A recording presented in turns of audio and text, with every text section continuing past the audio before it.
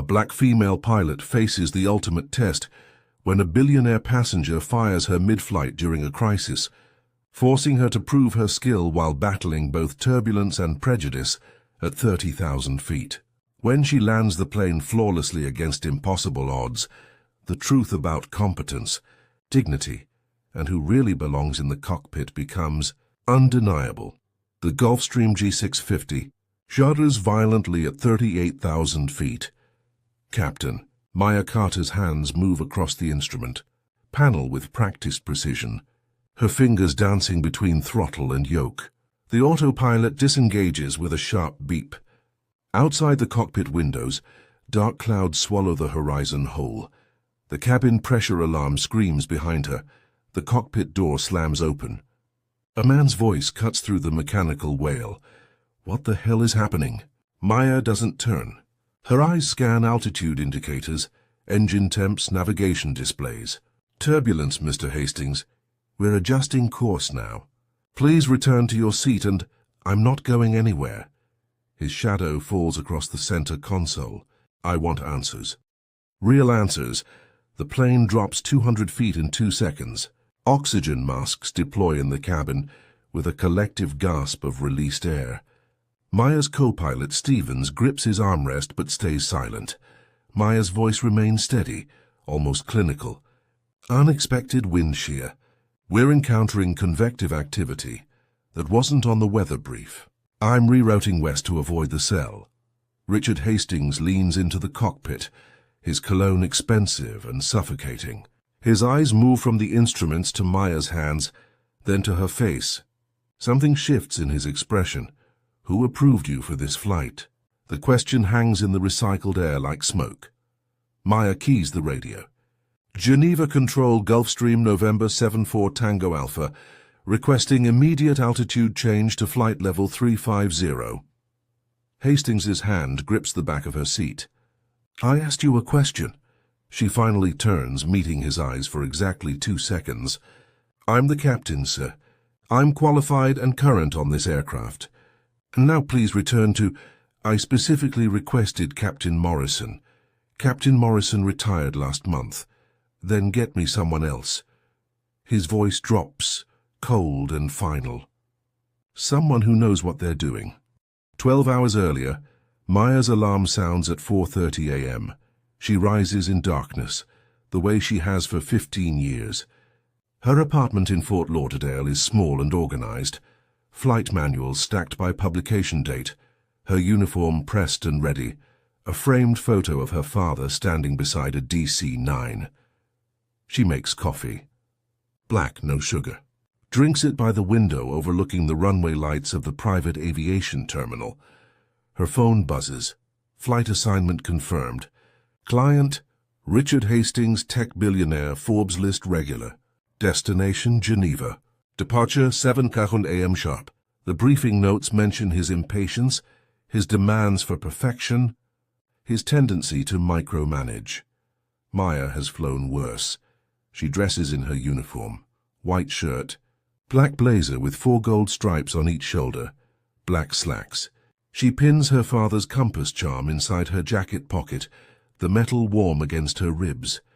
At the terminal, the operations manager greets her with coffee and a tablet full of weather data. Hastings is already here. Arrived an hour early, which means he's anxious. Noted. Maya reviews the flight plan, fuel calculations, NOTAMs for the route. Everything is standard.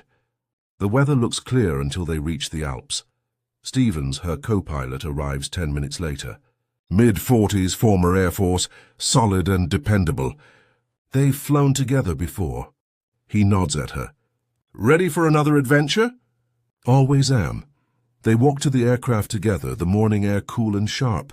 The Gulfstream gleams under the terminal lights, freshly detailed, engines waiting. Maya circles it slowly, checking control surfaces, landing gear, external lights. Her father taught her this.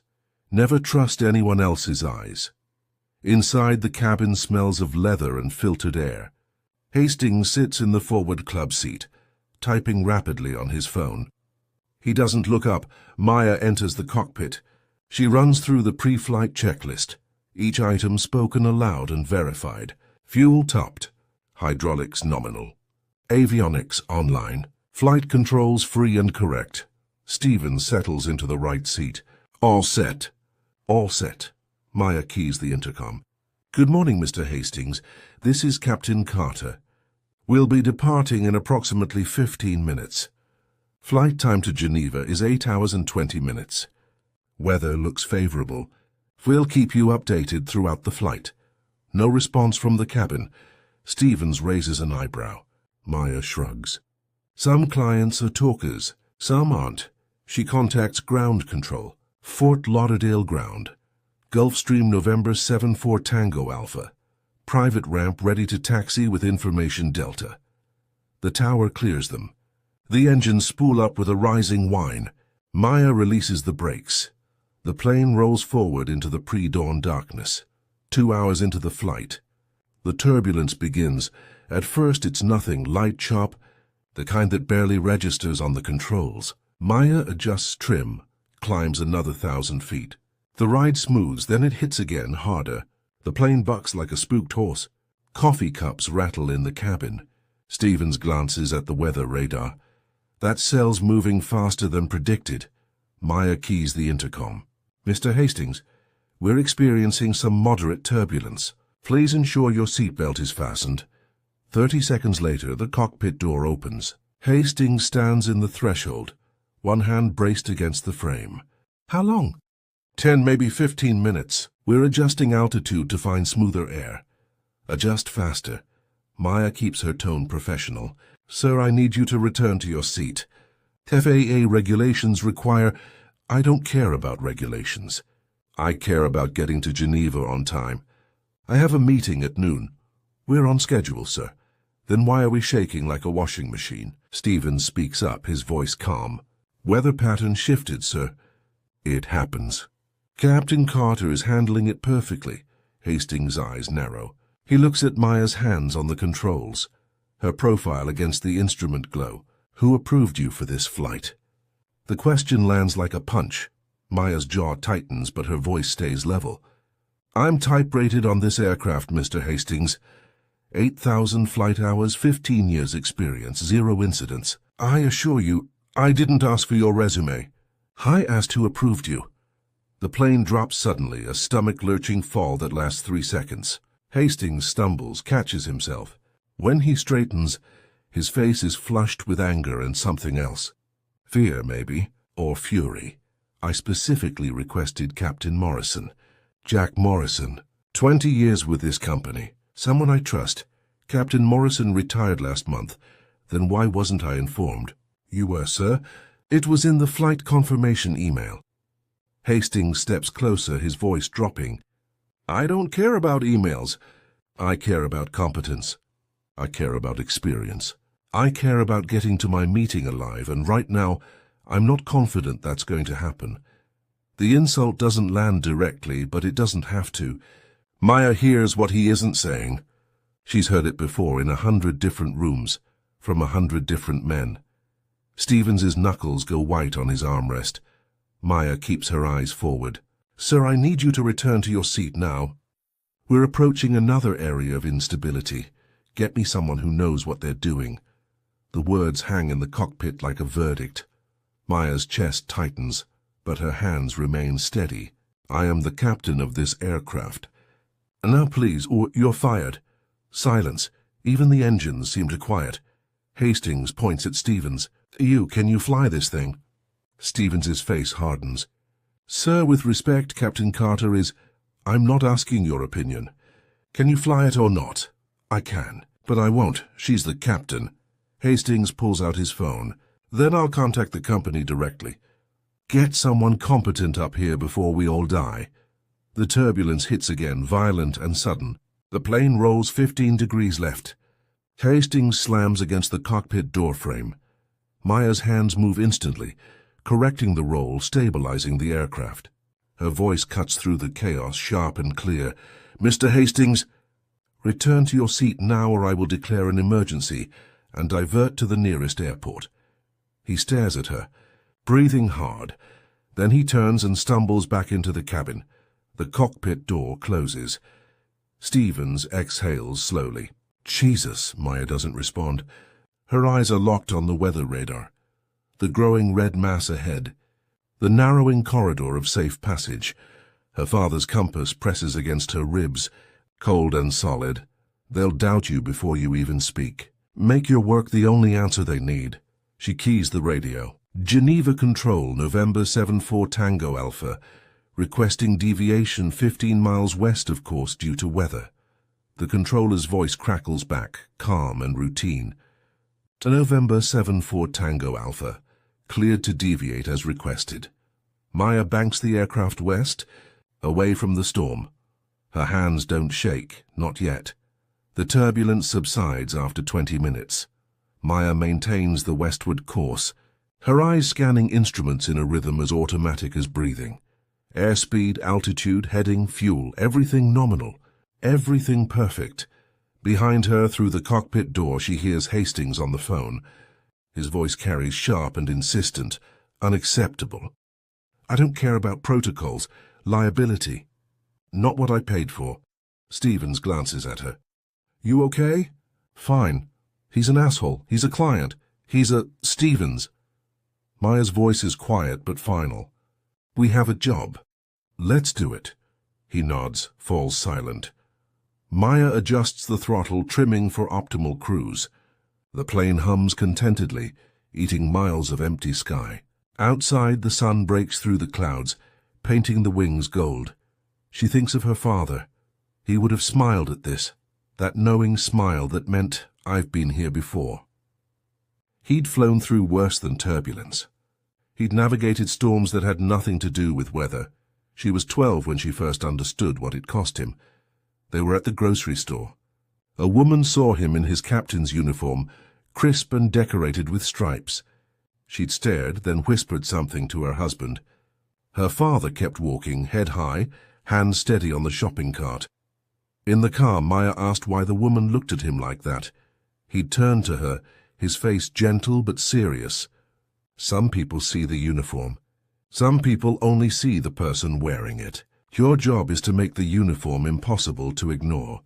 Make your work the only answer they need. Maya checks the fuel again. They're burning slightly more than planned, due to the deviation, but well within reserves. Geneva is still 6 hours away. Her phone buzzes in her pocket. She ignores it. Probably the company, responding to whatever Hastings said. It doesn't matter, she knows what she is. 15 years. 8,000 hours. Commercial license at 19. Type ratings on 7 different aircraft. Instructor certifications.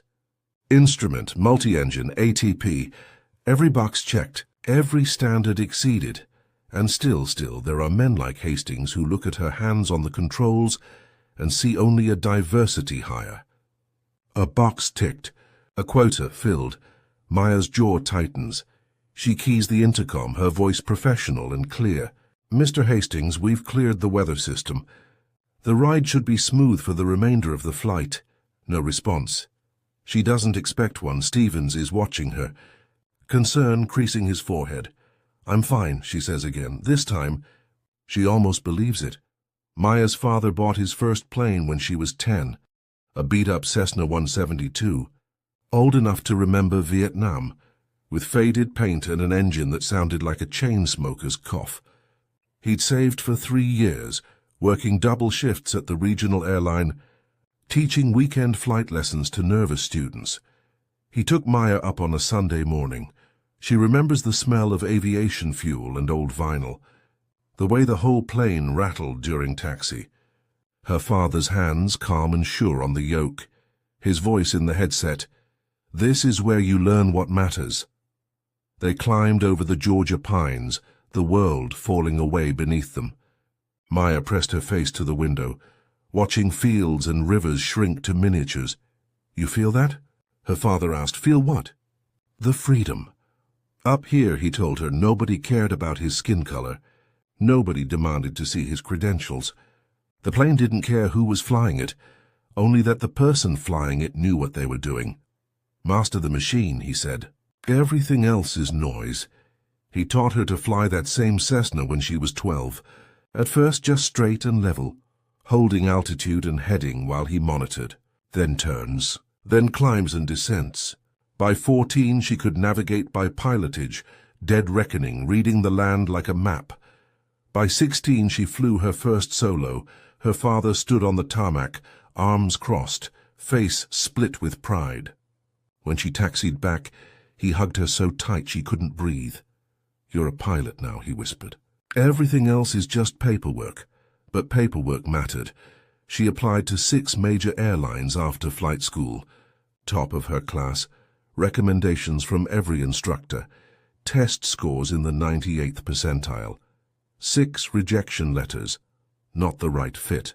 Other candidates more qualified. Perhaps in the future. Her father read each one, his face carefully neutral. "It's not about you," he said. "It's about them. Don't let their small minds make you smaller." She worked cargo, night flights, hauling packages across empty skies, then charter work, flying executives who rarely learned her name. Then corporate, private aviation, building hours and experience and reputation. Every job earned twice.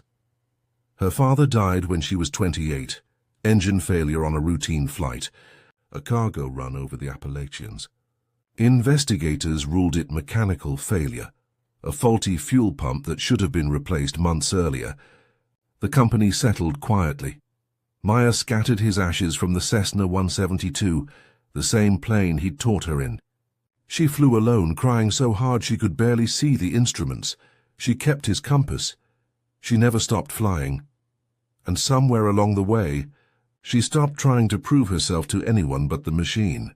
The plane didn't lie. The instruments didn't care about her resume or her background or what anyone thought she deserved. The work spoke for itself, or it should. Maya's hands rest lightly on the yoke, feeling the subtle vibrations of the engines through the controls. The Gulfstream responds to her touch like a partner in a dance, anticipating, trusting. This is what her father meant. This is where she's free. Stevens clears his throat. "Maya?" She blinks, returns to the moment. "Yeah, you know you didn't do anything wrong, right?" She doesn't answer immediately. Outside, the sky is impossibly blue, cloudless and infinite. I know, good. But knowing doesn't stop the ache in her chest. Knowing doesn't erase the insult, the dismissal, the casual cruelty of being fired mid-flight by a man who knows nothing about aviation beyond buying his way onto private jets. Maya checks the time. 4 hours to Geneva. 4 hours to keep flying perfectly. 3 hours into the flight, the weather radar lights up again. Maya leans forward, studying the display. A massive cell is building ahead, directly over their route into Switzerland. The colors shift from green to yellow to angry red. Stevens sees it too. That wasn't there an hour ago. It's building fast. Maya switches to the satellite weather feed. The storm system stretches across 200 miles, climbing to 45,000 feet. They're at 41,000. Can we go over it? Not high enough. And we don't have the performance ceiling in this configuration. Maya runs calculations in her head. Fuel remaining adequate but not excessive. Deviation options. Reroute north adds 40 minutes and pushes fuel to minimum reserves. South takes them over the Italian Alps. With limited alternate airports, straight through is possible but risky. She makes the decision. We're going north. That'll put us tight on fuel, I know, but it's the safest option. She keys the radio, contacts Geneva Control, requests the deviation. The controller approves it, asks about fuel status. Maya confirms they're within legal minimums. Then she keys the intercom. "Mr. Hastings, we're encountering another weather system. I'm rerouting north to avoid it. This will add approximately 30 to 40 minutes to our flight time." 10 seconds of silence. Then the cockpit door crashes open.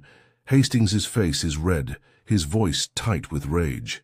"Absolutely not. We land now." Maya keeps her hands on the controls. "Sir, the weather ahead. I don't care about the weather. I have a meeting in Geneva at noon. Every minute you waste costs me money. Sir, I'm required by federal aviation regulations to prioritize safety over schedule. Then land at the nearest airport. We'll get another plane, Stevens speaks up.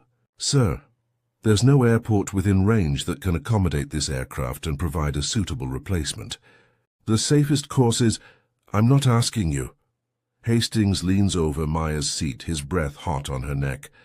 Land this plane, now. Maya's heart hammers, but her voice stays level. Sir, I cannot comply with that request.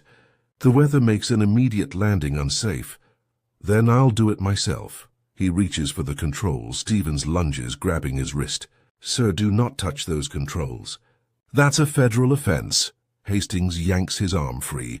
I'm not dying because you people gave me a pilot who doesn't know what she's doing. The words hit like a slap. Maya's hands tighten on the yoke. Something cold and sharp settles in her chest. She's been patient, professional, restrained, but there's a line. She turns in her seat, looks Hastings directly in the eyes. Mr. Hastings, I am the pilot in command of this aircraft. I have the legal authority and the moral responsibility to ensure the safety of everyone on board.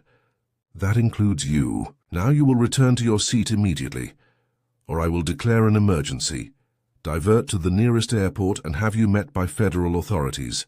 Your choice. Hastings stares at her, his face a mask of fury and disbelief. For a moment, the only sound is the engine hum. Then a new sound intrudes, a sharp beeping from the instrument panel. Maya's eyes snap to the display. Engine number 2. Oil pressure dropping. Stevens sees it at the same moment. Maya, I see it. The beeping intensifies. The oil pressure gauge falls from normal to yellow. Not critical yet. But headed there fast, Hastings' eyes widen. What is that? Maya's hands move instinctively, scanning engine parameters, cross-checking temperatures and pressures. Engine number 2 is losing oil. Not a catastrophic failure, not yet, but they need to act. Stevens run the engine failure checklist. On it, the oil pressure drops into the red zone. The master caution light illuminates. Maya makes the call. We're shutting down engine 2. Hastings' voice rises, cracking. What? Why? Because if we don't, it could catch fire. Maya's voice is surgical, precise. Stevens, confirm fuel cutoff. Fuel cutoff confirmed. Maya pulls the throttle for engine 2 to idle, then initiates the shutdown sequence. The engine spools down, the vibration fading to silence on the right side. The plane is flying on one engine now. Hastings stumbles backward. You have to... Mr. Hastings, return to your seat and fasten your seatbelt. Now. He doesn't move. Frozen. Now. He turns and flees into the cabin. Stevens is already on the radio. Geneva Control, November 74 Tango Alpha, declaring an emergency. Engine failure, requesting priority handling for Frankfurt. The controller's voice remains calm, professional. November 74 Tango Alpha, roger. Squawk 7700. Turn left heading 280. Descend and maintain flight level 250. Frankfurt is 70 miles, 11 o'clock. Maya banks the aircraft left, begins the descent. The Gulfstream handles perfectly on one engine. It's designed for this. But fuel is now critical. They have maybe 40 minutes. Her mind races through procedures, calculations, options. Frankfurt has long runways, full emergency services, clear weather. They'll make it, they have to. Stevens looks at her. You good? Maya's hands are rock steady on the controls. Her voice is cold and certain. I'm perfect. The descent into Frankfurt is surgical. Maya flies the approach manually, her hands steady on the yoke, eyes scanning instruments in constant rhythm. Single-engine procedures are second nature, drilled into muscle memory through hundreds of simulator hours. Stevens handles radio calls, coordination with Frankfurt Tower, emergency services on standby. His voice is calm, methodical, professional. In the cabin, Hastings has gone silent. Maya can picture him strapped into his seat, white-knuckled, calculating his mortality. Part of her feels nothing. Another part, the part that sounds like her father, feels something close to pity, Fear makes people ugly. Gear down, Maya commands. Stevens reaches for the lever. 3 green lights illuminate. Gear down and locked. Flaps 20, flaps 20. The plane slows, configures for landing. Maya adjusts power on the single engine, compensating for asymmetric thrust. The airport appears ahead, runways striped across green fields. Frankfurt Tower, November 74 Tango Alpha, single engine emergency, 3 miles final. Runway 25 left. November 74 Tango Alpha, cleared to land runway 25 left. Emergency equipment is standing by. Maya keys the intercom. Mr. Hastings, we're landing in approximately 2 minutes.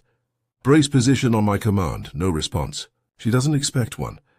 The runway threshold approaches. Maya makes micro-adjustments, feeling the plane through her fingertips. Airspeed, glide path, alignment all perfect. 200 feet. 150. The main wheels kiss the pavement with barely a whisper. Maya deploys thrust reversers on the single engine, applies brakes smoothly, evenly. The plane decelerates in a straight line. Textbook perfect. She brings them to a stop halfway down the runway. Stevens exhales slowly. Beautiful landing. Thanks. Emergency vehicles surround them within seconds. Fire trucks, ambulances, airport operations. Maya shuts down the remaining engine, completes the securing checklist. Her hands are completely steady. The cockpit door opens. Hastings stands there, his face pale, his expensive suit rumpled. He opens his mouth, closes it, opens it again. That was... You just... Maya removes her headset, turns to face him. You're safe, Mr. Hastings. We'll arrange ground transportation to Geneva for you. He stares at her, something shifting behind his eyes. Not quite gratitude. Not quite shame. Something unnamed. I need to speak with you, he says quietly. I have post-incident procedures to complete. Stevens will coordinate your... Please. The word sounds foreign in his mouth, unpracticed. Maya glances at Stevens, who shrugs. She stands, follows Hastings into the cabin. He turns to face her, hands in his pockets, shoulders hunched. I owe you an apology. Maya says nothing. He struggles with the words. I behaved inappropriately. Unprofessionally. I was afraid and I took it out on you. Yes, you did. You saved my life. I did my job. Hastings flinches. I said terrible things. Questioned your competence. I was wrong. Maya feels the weight of her father's compass against her ribs. She thinks of 1,000 responses, 1,000 ways to make this man understand what his words cost. But she's tired. Mr. Hastings, I've been flying for 15 years, 8,000 hours. 0 incidents. I have flown through worse weather, handled worse emergencies, dealt with worse equipment failures. Today was challenging, but it was within my capabilities. It was always within my capabilities. I know that now.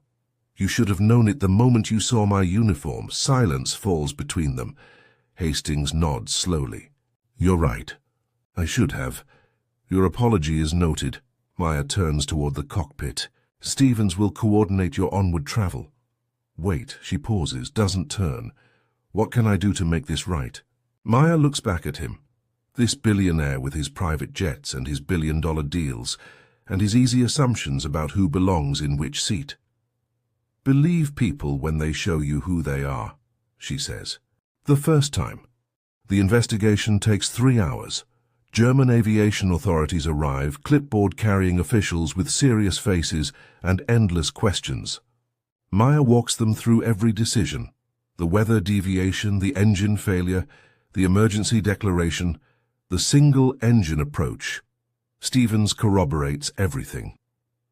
The flight data recorder confirms everything. The lead investigator, a woman in her 50s with steel-grey hair, reviews the data and looks up at Maya. Captain Carter, this was exceptional flying. The engine failure was due to a fractured oil line. A mechanical fault, nothing you could have prevented. Your response was textbook perfect. Thank you. How do you feel? Maya considers the question. Tired. Ready to go home.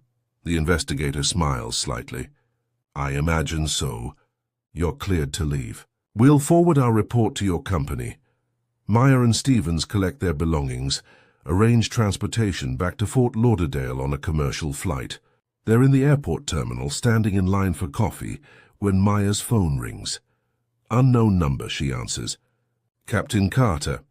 Maya, it's David Chen, her boss, the director of operations. I just got off the phone with the German investigators. They're calling it one of the best emergency responses they've seen this year. Just doing my job, David. That's not why I'm calling. His voice shifts, becomes careful. I also received a call from Richard Hastings. Maya's chest tightens. And? He filed a formal complaint against you. Claims you endangered his life by deviating from the flight plan unnecessarily. Says you were reckless, ignored his concerns, created a dangerous situation. The words land like punches. Stevens, standing beside her, goes rigid. Maya's voice stays level through sheer force of will. That's not what happened. I know. The flight data proves it. The investigators cleared you completely.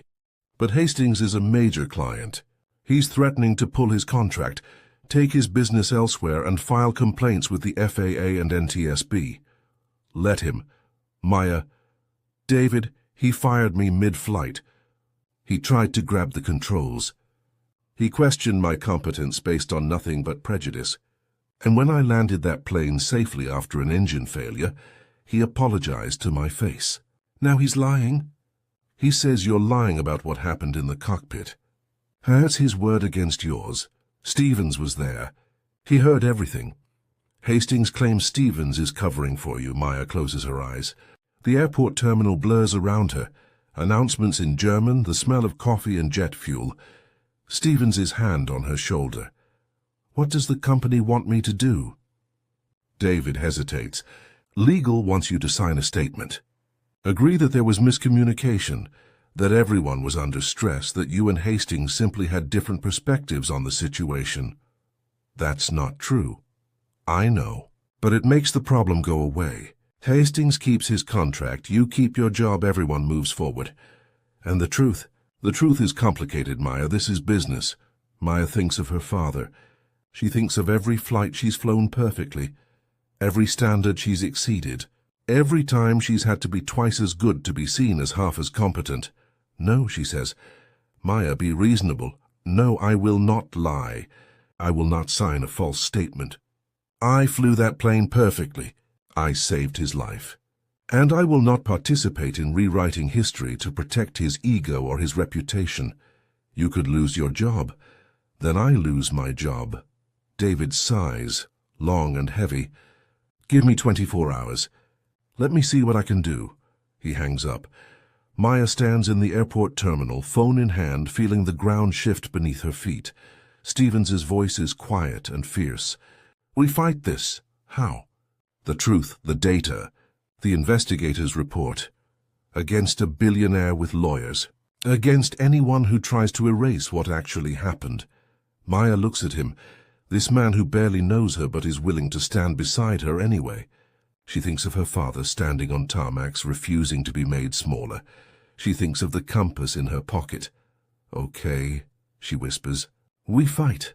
But even as she says it, she feels something crack inside her, the armor she's built over 15 years, the certainty that excellence would be enough, the belief that the work would speak for itself.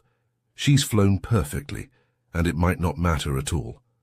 Maya doesn't sleep that night.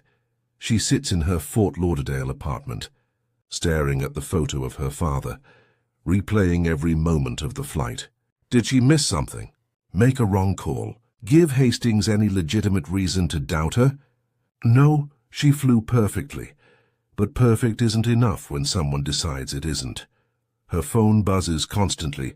Messages from Stevens, from other pilots in the company who've heard rumors, from her mother asking if she's okay.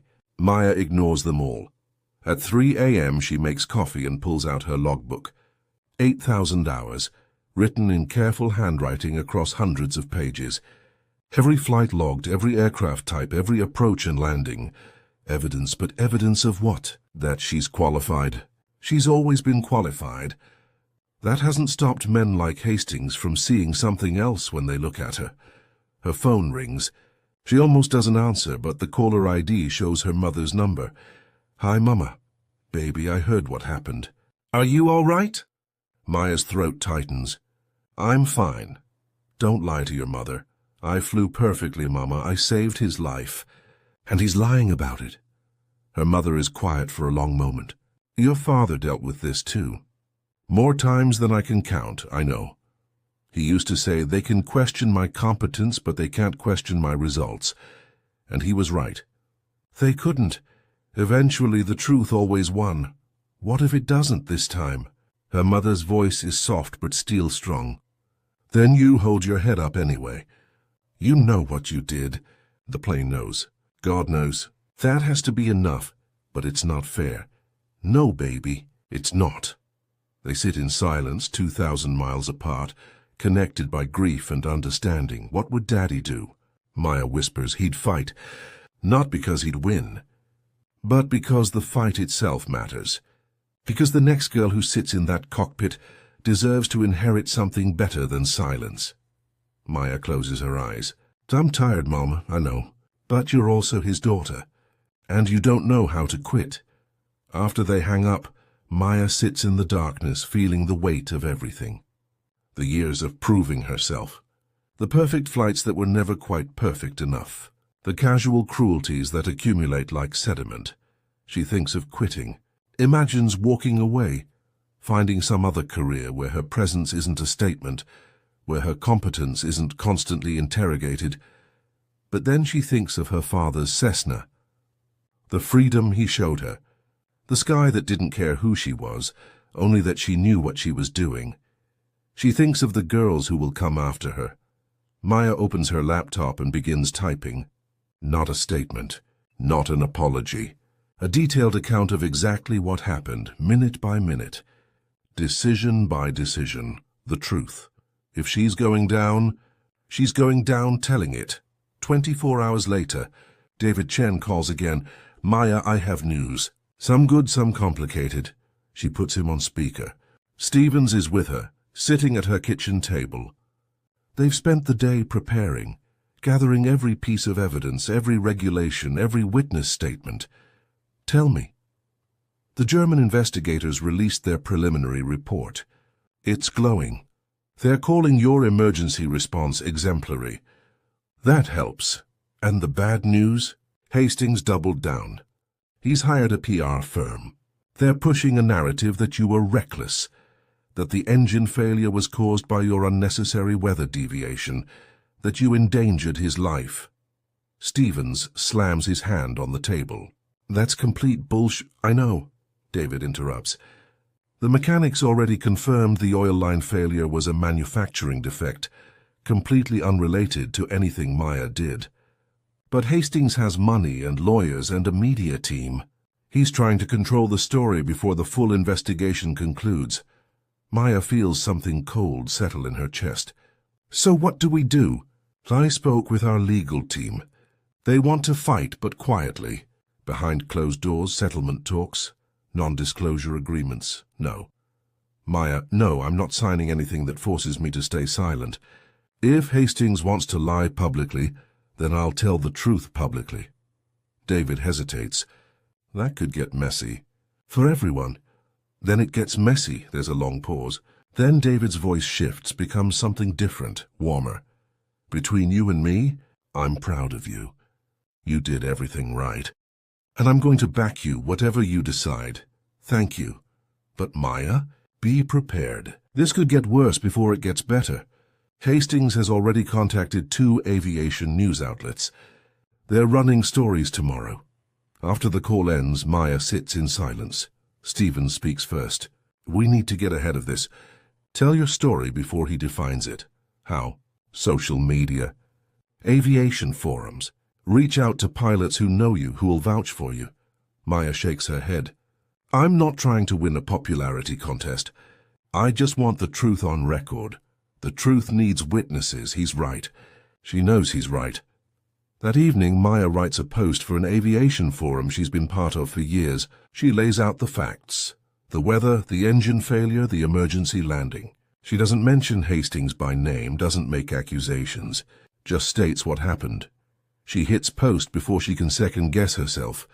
Within an hour, the responses start pouring in. Pilots she's never met expressing support, sharing their own stories of discrimination, of having their competence questioned, of flying perfectly and still being doubted. One comment stops her cold. "I flew with Captain Carter 3 years ago. Charter flight to Mexico City. She's one of the best pilots I've ever flown with. If she says she flew it right, she flew it right." Another. "Single-engine emergency landing with a passenger trying to grab controls. That's superhuman composure. Most pilots would have lost it." More comments flood in, dozens, then hundreds. Stevens looks over her shoulder at the screen. "See? The truth has allies." Maya reads comment after comment, feeling something shift inside her. Not hope exactly, but something close to it. She's not alone. She's never been alone. The next morning, an aviation journalist reaches out. Not the outlets Hastings contacted, but an independent reporter who specializes in safety investigations. "Captain Carter, I'd like to hear your side of the story." "On the record." Maya looks at Stevens. He nods. "Okay," she says. "Let's talk." The article publishes 3 days later. The headline, "When Excellence Isn't Enough. Captain Maya Carter's Perfect Emergency Landing and the Billionaire. Who tried to erase it?" The journalist had done her homework. She'd interviewed the German investigators, obtained portions of the flight data recorder transcript, spoken with Stevens and other pilots who'd flown with Maya. She'd built an airtight case. The article goes viral within hours. Aviation communities share it. Pilots tweet it. Flight attendants post it. The story spreads beyond aviation circles, to general news outlets, to social media, to morning talk shows. The narrative Hastings tried to build crumbles. Within 24 hours, 3 major publications run follow-up pieces. One includes a statement from the German investigator. Captain Carter's actions were not only appropriate but exceptional. Any suggestion otherwise is contradicted by the evidence. Another quotes a former NTSB investigator. "This is one of the clearest cases of excellent airmanship I've reviewed. Captain Carter should be commended, not questioned." Hastings' PR firm releases a statement. "Mr. Hastings regrets any misunderstanding and has tremendous respect for all aviation professionals." It's careful, lawyered, empty. The internet doesn't buy it. On the 5th day, Maya receives an email from the company's CEO. Not David Chen, but the man above him. Subject line, "Meeting request." Maya's stomach clenches. This is it. Either vindication or termination. She meets him at the company headquarters, a glass tower near the airport. Stevens insists on coming with her. David is already there. Along with 2 lawyers and the head of HR, the CEO, Marcus Webb, is in his 60s, former Air Force colonel, 20,000 flight hours. He shakes Maya's hand firmly. "Captain Carter, thank you for coming." "Sir." They sit in a conference room with a view of the runways. Maya watches a 737 rotate into the sky, wishing she were on it. Webb speaks first. "I've reviewed everything. The German report, the flight data, Stevens' statement, your account. I've also read every article, every comment, every piece of analysis." Maya's heart hammers. "And you flew perfectly. You responded to an emergency with textbook precision. You saved Mr. Hastings' life despite his interference." Webb's voice hardens. "You are exactly the kind of pilot we want representing this company." Relief floods through her. So intense she has to blink back tears. "However," Webb continues, "we have a problem. Mr. Hastings is threatening legal action, not against you but against the company. He claims emotional distress, reputational damage from the articles, breach of privacy." Stevens leans forward. "That's ridiculous. He's the one who lied publicly." "I agree, which is why I'm not settling." Webb looks directly at Maya. "I'm backing you completely. If Hastings wants to sue, let him. We have the truth, the data, and the best pilot in our fleet. We'll win." One of the lawyers shifts uncomfortably. Sir, with respect, litigation could be expensive and... I don't care. Webb's voice is final. Some things matter more than money. Integrity matters. Truth matters. And making sure Captain Carter isn't punished for excellence matters. Maya's throat is too tight to speak, Webb continues. Furthermore, I'm recommending you for our chief pilot position. David's retiring in 6 months. The role is yours if you want it. The room goes silent. Maya finds her voice. I don't know what to say. Say yes. She looks at Stevens, who's grinning, at David, who nods encouragingly, at the view of the runway where she's landed hundreds of times, where she'll land hundreds more. Yes, she whispers. Yes, Webb smiles. Good. Now let's talk about how we make sure this never happens to another pilot in our company. They spend the next hour discussing policy changes, mandatory diversity training, clear protocols for passenger interference, better support systems for pilots facing discrimination. Real changes, structural changes. As Maya leaves the building, her phone buzzes. A text from an unknown number. Captain Carter, this is Richard Hastings. I owe you more than an apology. I owe you the truth. Would you be willing to speak with me? Maya stares at the message. Stevens reads over her shoulder. You don't have to respond. I know, but she thinks of her father. She thinks of all the battles he fought, and all the bridges he chose to build instead of burn. She types, one conversation. In person, you come to me, he agrees. They meet at a coffee shop near Maya's apartment. Neutral ground. Public space. Hastings arrives exactly on time, dressed casually. Jeans, polo shirt, no designer labels visible. He looks smaller somehow. Older. Maya sits across from him, coffee untouched. Thank you for agreeing to this, he begins. You have 10 minutes. He nods, accepting the boundary. I've spent the last week thinking about what happened. Not just the flight, but everything I said. Everything I assumed. He pauses. I need you to understand something. When I got on that plane and saw you in the captain's seat, my first thought wasn't about your qualifications or experience. It was about my own biases, my own prejudices that I didn't even realize I was carrying. You called me incompetent. I know. You tried to have me removed mid-flight. I know. You questioned my abilities based on nothing but what I looked like. Yes. His voice cracks slightly. And then you saved my life. You flew perfectly through an emergency that would have terrified most pilots. And instead of acknowledging that, I tried to protect my ego by lying about what happened. Maya says nothing. Hastings continues. I called the journalists yesterday, told them I was retracting my complaints, told them the truth, that you were extraordinary, that I was the problem, that I owe you my life. He slides an envelope across the table. This is a letter to the FAA, NTSB, and your company. Full retraction. Complete acknowledgement of your skill. And a personal apology. Maya doesn't touch the envelope. Why now? Because I've been reading comments online. From pilots.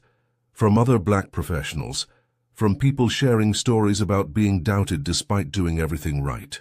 And I realize how many times I've probably been that person. The one who didn't see competence because I was looking at skin color or gender instead. That's not my job to fix. No. It's mine. Hastings meets her eyes. I can't undo what I said, but I can try to do better. I've hired a consultant to review my company's hiring practices. I'm funding scholarships for minority flight students, and I'm using my platform to talk about bias in aviation. Maya picks up the envelope, opens it. The letter inside is detailed, specific, damning to Hastings himself. It's everything she would have wanted to hear the day of the flight.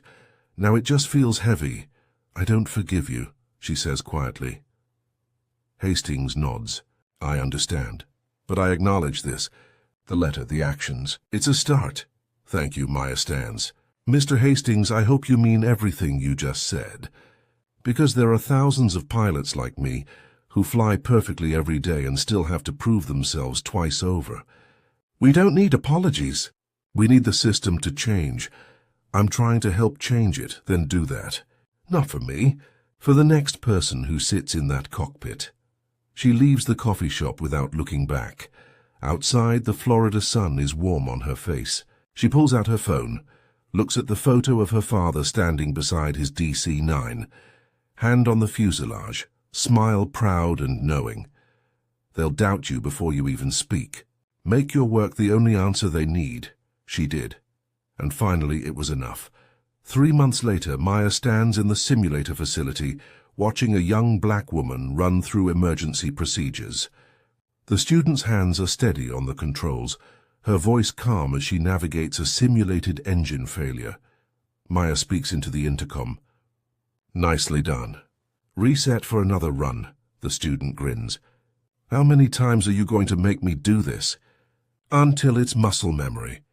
Until you could do it in your sleep. You sound like my instructor at flight school. Good instructor." After the session, the student approaches Maya in the hallway. "Captain Carter, can I ask you something?" "Sure. How do you deal with it?" "The doubt, the questions. The people who look at you and assume you're not qualified."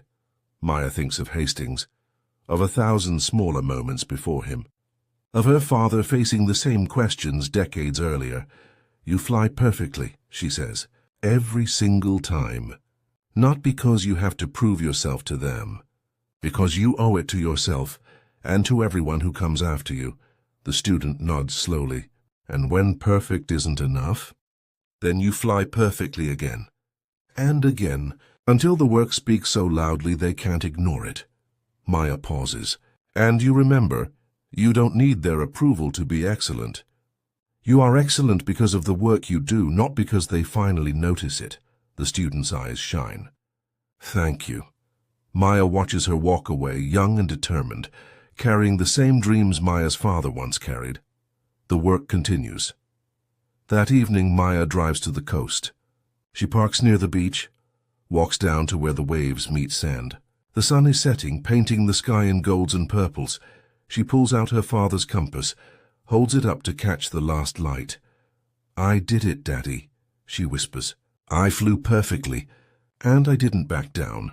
The compass spins slowly, finding north, always finding north. Maya thinks of the flight, the emergency, the moment when everything depended on her skill and nothing else. That moment when the plane responded to her hands, when the instruments confirmed what she already knew, when excellence was the only truth that mattered. She thinks of the student in the simulator, hands steady, voice calm.